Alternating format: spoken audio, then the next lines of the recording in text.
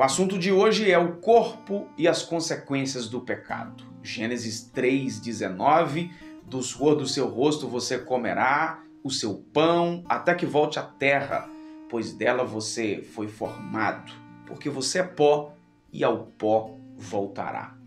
A palavra de Deus nos ensina que o pecado trouxe terríveis consequências para a humanidade.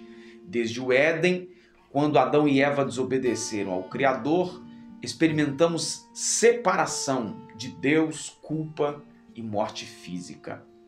A própria história bíblica registra que Abel foi a primeira vítima mortal da violência humana. Está em Gênesis 4. Hoje então refletiremos sobre como o pecado afeta o nosso corpo físico, quais são nossas responsabilidades diante dessa realidade e qual a esperança que temos em Cristo Jesus. O homem foi criado perfeito pelas mãos de Deus em toda a sua constituição, incluindo o corpo.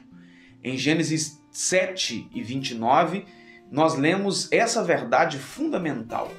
Após complementar a criação de Adão e Eva, o próprio Deus declarou sobre toda a sua obra: eis que tudo é muito bom. Gênesis 1:31. Havia vida plena no primeiro casal que vivia em completa harmonia com Deus, consigo mesmo, entre si e também com toda a sua natureza ao redor. A sensação de bem-estar que o homem tinha era resultado da vida que recebera de Deus e que fluía em todo o seu ser. Porém, o pecado trouxe a experiência da dor provocada por fatores espirituais, emocionais e físicos.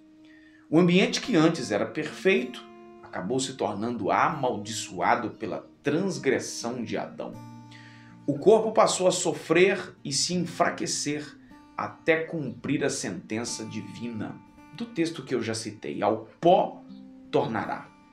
Por mais que tenhamos cuidado após a queda, o caminho natural da vida é o envelhecimento e, consequentemente, a morte. A Bíblia fala da velhice com naturalidade, ressaltando seu valor e honra. Cuidar de si mesmo é importante, mas é preciso ser sábio e viver todas as fases da vida de maneira verdadeira, em profunda gratidão e temor a Deus. Precisamos reconhecer a importância de cada etapa da nossa existência aqui na Terra. Embora o pecado tenha desfigurado a imagem de Deus no homem, não a destruiu completamente. Isso significa que continuamos com livre-arbítrio e com a capacidade de escolhas. Nós somos responsáveis pelo uso do nosso corpo, tanto para o bem quanto para o mal. É como Deus falou para Caim: se bem você fizer, não haverá aceitação para ti.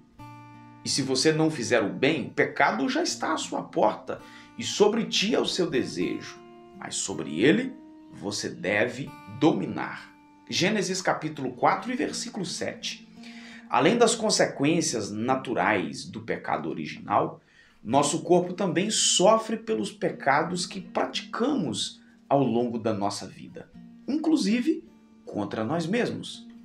Nisso está, por exemplo, as obras da carne que se manifestam em espírito de inimizade contra Deus, que Paulo falou em Gálatas capítulo 5. Aí vem drogas ilícitas, sexo ilícito e outros tipos de comportamentos ruins que aumentam muito o sofrimento humano. Crianças e adolescentes são os mais vulneráveis e dependem cada vez mais do cuidado atento e firme por parte dos pais para que a formação do caráter seja de acordo com a vontade de Deus. E, logicamente, por causa do pecado vieram também as enfermidades. Elas passaram a fazer parte da vida humana. Elas surgem no processo de enfraquecimento dos órgãos e sistemas do corpo por causas externas ou mesmo internas.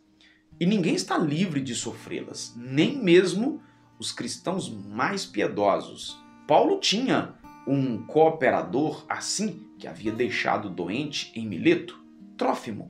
Também o jovem pastor, aprendiz de Paulo, enfrentava uma enfermidade e Paulo recomendou que ele não bebesse apenas água, mas que misturasse com um pouco de vinho para um tratamento de uma doença que tinha no seu estômago. Isso está na primeira carta, capítulo 5 e versículo 23. Jesus tem o poder de nos curar de todo mal, mas nós precisamos ter calma, paciência e firmeza na fé se enfrentarmos sofrimentos persistentes. Sabemos que Deus não vai curar todos os enfermos.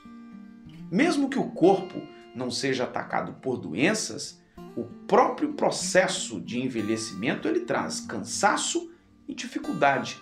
O Salmo 90 diz isso. Ricos e pobres são como erva que seca e flor que murcha e cai. A esperança do salvo, contudo, por Cristo, que vive em plena santidade, é de uma salvação completa, inclusive para o corpo. É o aspecto futuro da salvação, que é o que a Bíblia chama de glorificação. O nosso corpo fraco será transformado para ser conforme o corpo glorioso de Cristo, segundo o seu poder. Será a mudança do corpo terreno mortal para o celestial, espiritual e imortal, a semelhança de Cristo Jesus. Termino dizendo que, apesar de todo o sofrimento que experimentamos como consequências do pecado, em Cristo temos a certeza de uma salvação completa, conquistada por sua obra perfeita na cruz do Calvário. E Ele nos dará um novo corpo eternamente transformado e saudável. Esta sim é a nossa esperança em Cristo Jesus. Obrigado por estar aqui. Se essa palavra te abençoou, compartilhe com mais alguém.